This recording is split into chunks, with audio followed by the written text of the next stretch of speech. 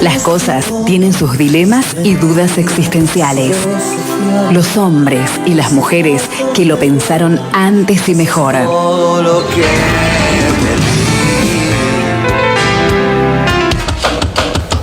Momento de dejar todo, dejar de oír y empezar a escuchar la radio. El momento del espacio de filosofía nos gratifica mucho volver a encontrarnos con Santiago Polo. Hola, Santi. ¿Qué tal, Guillermo? Bien, muy bien. Filósofo, politólogo y debe ser fanático de Los Redondos también. También, bueno, sí, me gusta mucho. Platón y Los Redondos, de eso vamos a hablar, así que somos todo oído. Bueno, vamos a ver qué se puede hacer con esto.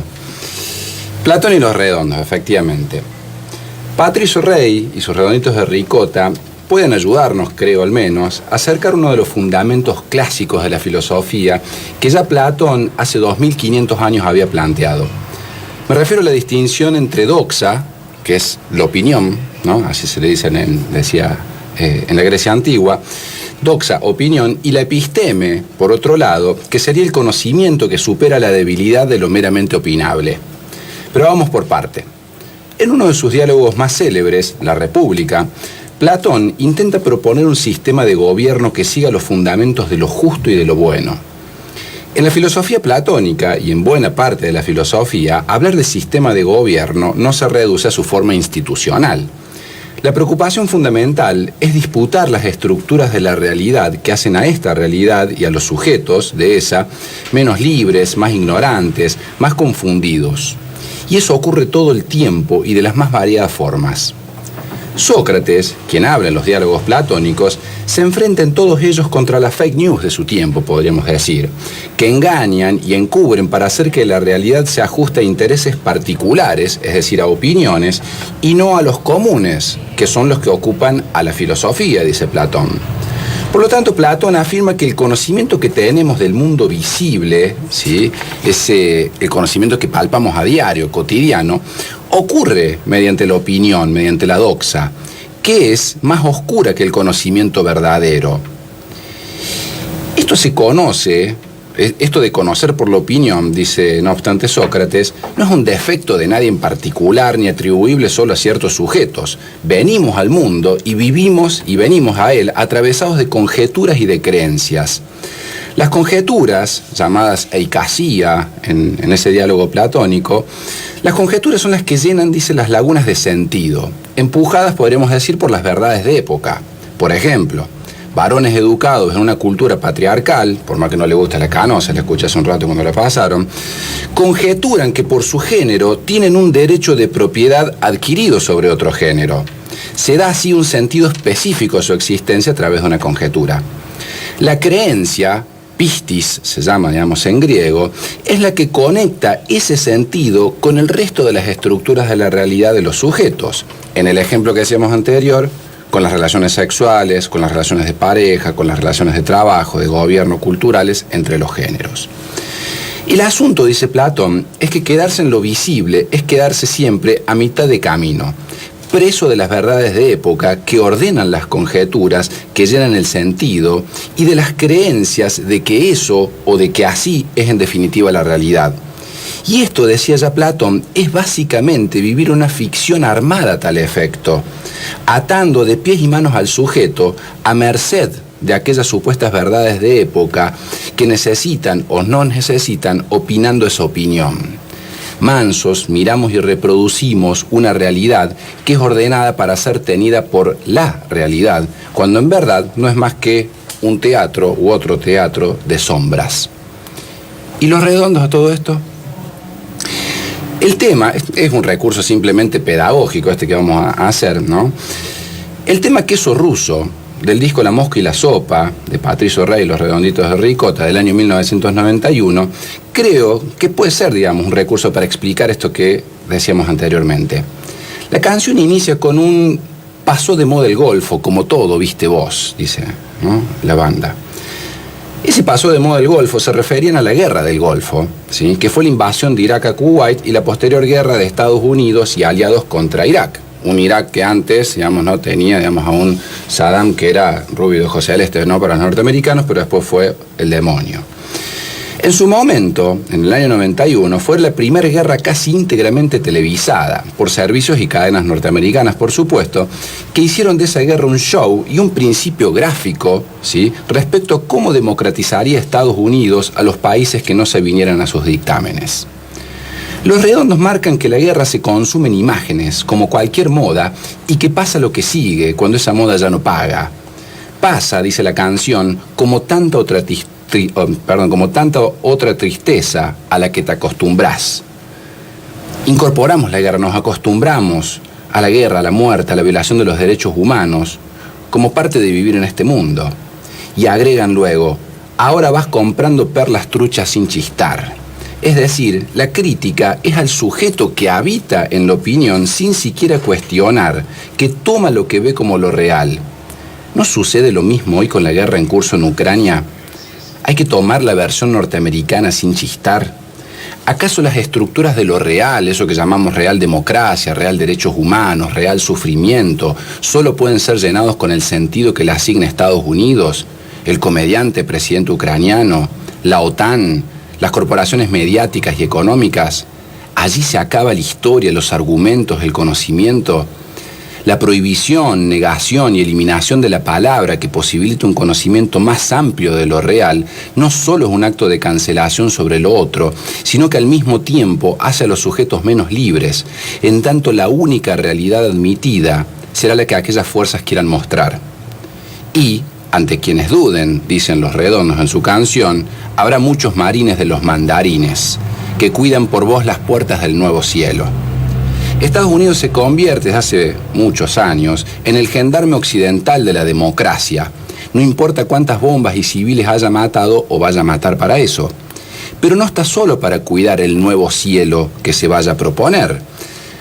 Hoy también están los, podríamos llamar, marines algorítmicos, Google, Amazon, Facebook, Alphabet, Microsoft, las famosas GAFAM, ¿no?, que deciden qué información va a circular por las redes.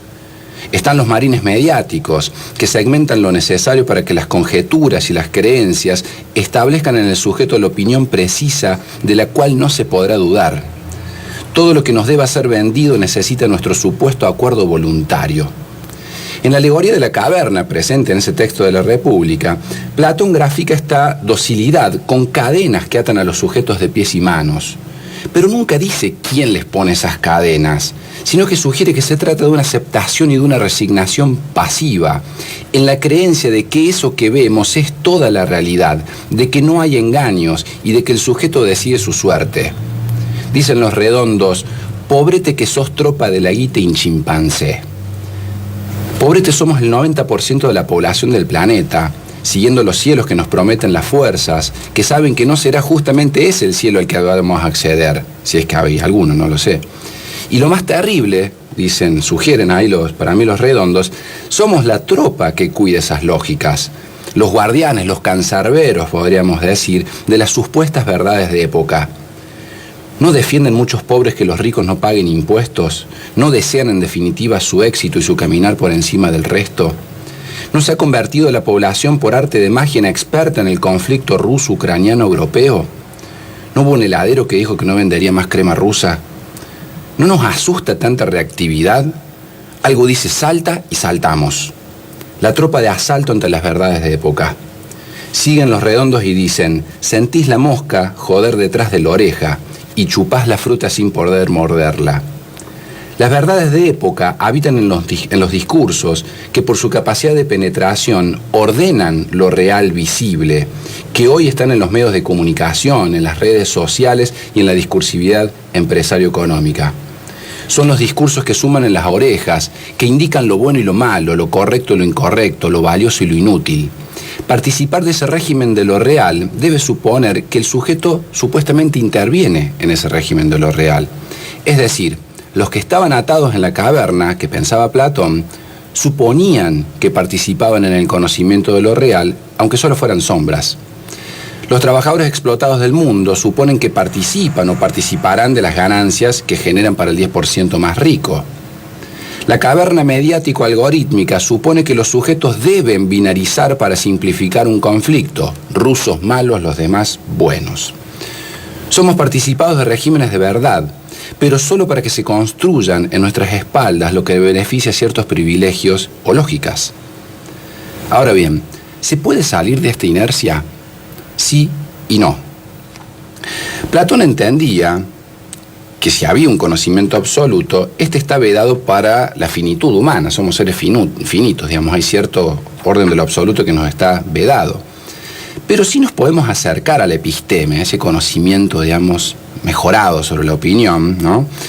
Haciéndonos conscientes de lo que nos somete. Sí, está bien, digamos, ¿no? Pero ¿cómo sería la cuestión hacerlo?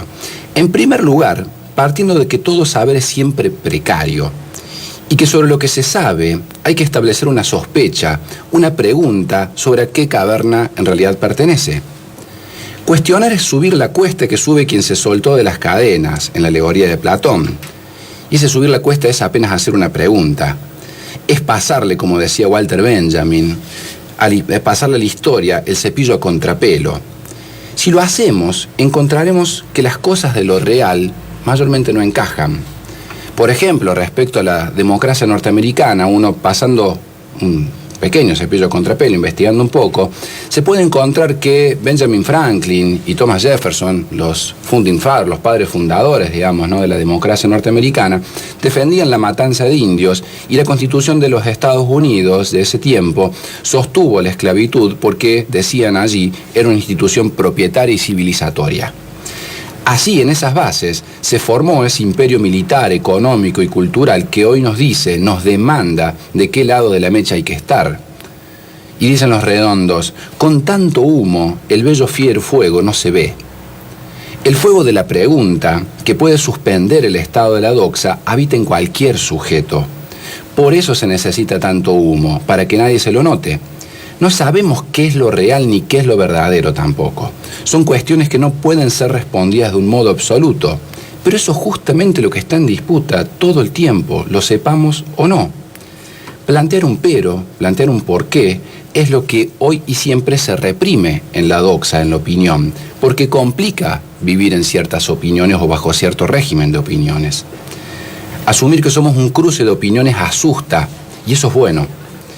Ya lo dice la canción, y hay algo en vos que está empezando a asustarte. Debe asustarnos vivir en un régimen en el cual participamos como tropa, en el cual lo decidido solo nos involucra como repetidores y censores. Está bien asustarse, porque lo primero que hay que hacer para iniciar una reflexión es romperse, es abrir el espacio a lo no dicho. Una maestría absoluta. Y a mí me sorprende en este escenario que también describís con profundidad, Santi, la cuestión de los informados, porque los desinformados a veces se guían por empatía, ¿no? Me gusta que la bandera de Ucrania sea azul y amarilla y yo soy de Boca, voy por ahí. Uh-huh.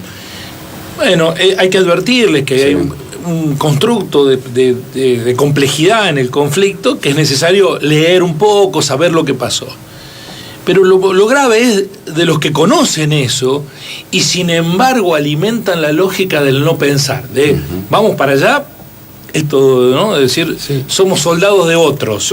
Para ser, digamos, para funcionar creo como tropa, para funcionar reactivamente, digamos, ¿no? Para decir, bueno, nos dicen salten, saltamos, tiene que haber ciertos resortes ya, digamos, presionados en los sujetos, claro, en nosotros, digamos, ¿no? Preformateados, digamos, ¿no? Ciertas lógicas a las cuales, digamos, ¿no? Hay como una cierta idealización, digamos, ¿no? De los Estados Unidos, hay una cierta idealización, sí, ¿no? Del significado, qué sé yo, de cómo hay que regir ciertos países o dónde está, digamos, la línea de lo bueno y de lo malo. Son lógicas de binarización y son lógicas en las cuales se construyen, incluso en las redes sociales es extraordinario, cómo se construyen, digamos, ciertos regímenes de pasiones tristes, le suelen llamar, ¿no? Y a las cuales, digamos, ciertas lógicas saben utilizar muy bien y saben, digamos, despertar con desinformación, ¿no? Y con desconocimiento eso que se necesita reactivo, digamos, ¿no? Porque hoy tenemos sobrecarga de información, pero muy poco conocimiento.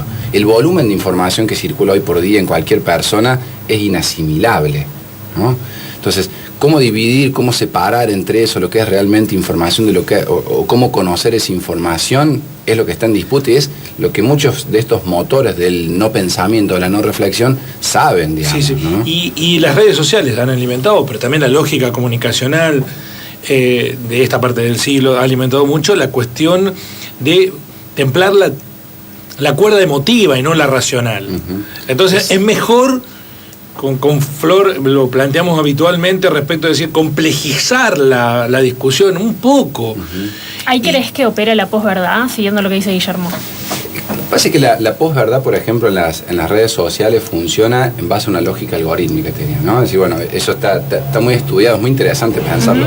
¿Dónde está la posverdad en las redes sociales? Bueno, la posverdad en las redes sociales está en lo que funciona, digamos, a ciertas lógicas económicas, digamos, ¿no? Las redes sociales son todas empresas que cotizan en bolsa, digamos, ¿no? Son hoy por hoy, digamos, estructuras que manejan sistemas, digamos, de riqueza más grande que la mayor parte de los países, más grande que la mayor parte de los países del mundo, ¿no?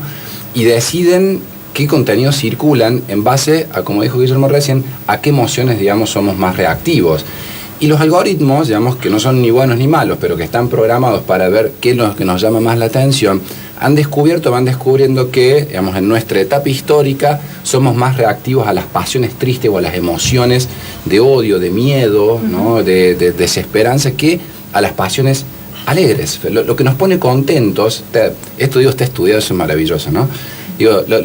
Se ha estudiado, digamos, cómo matemáticamente prestamos un milisegundo, digamos, más de atención a aquello que produce dolor o miedo o terror, digamos, ¿no? O angustia, que aquello que produce felicidad. Es decir, cuando vemos algo feliz es algo que está realizado. Bueno, listo, seguimos. A mí pasamos rápido. Me sorprende en eso, Santi, esta idea de que a alguien le impacta la emoción de un niño ucraniano que se separó de su papá y tiene que cruzar la frontera por la guerra, que por supuesto es atendible esa emoción, pero se mantiene indiferente a un niño palestino rodeado de un ejército de soldados israelíes que lo amenazan de vida, ¿no? Sí, bueno, eso es... Y son las mismas personas, pero los dos son chicos, Claro, pero, digamos, ahí ya está, digamos, la binarización, digamos, hay ciertos sujetos, ciertas vidas que valen más que otras, hay ciertas causas, digamos, que son más atendibles que otras, hay ciertos símbolos, digamos, a los cuales uno debe ser más reactivo que otros. Y eso está todo, digamos, ya escrito, digámoslo así. No está escrito en un destino, sino que está escrito, digamos, en ciertas lógicas que operan sobre nosotros todo el tiempo. Como decís, es absurdo entender, digamos, que uno debería empatizar más con ese niño ucraniano que con el niño palestino. Es absurdo. Sería absurdo. Pero sin embargo ocurre.